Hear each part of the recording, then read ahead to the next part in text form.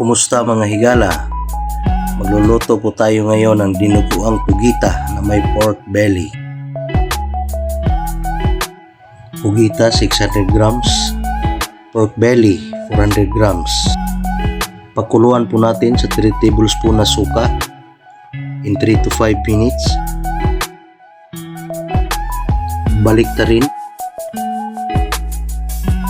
2 medium size onion, 2 medium size pepper, 3 cloves garlic, spring onions,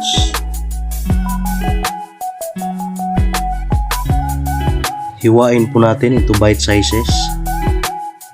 Gisahin po natin yung pork belly natin until mag-reduce at saka maging golden brown.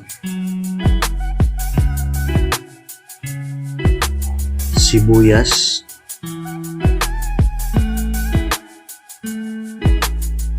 bawang, red bell pepper,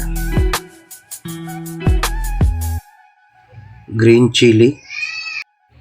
Gisahin po natin lahat. Ilagay na po natin yung ating pugita, tsaka gisahin.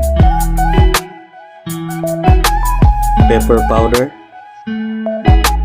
asin po to taste, konting suka, soy sauce, 1 tablespoon oyster sauce,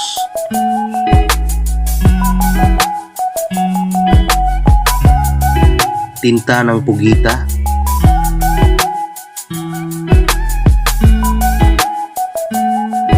okay na po ang dinuguang pugita natin with pork belly.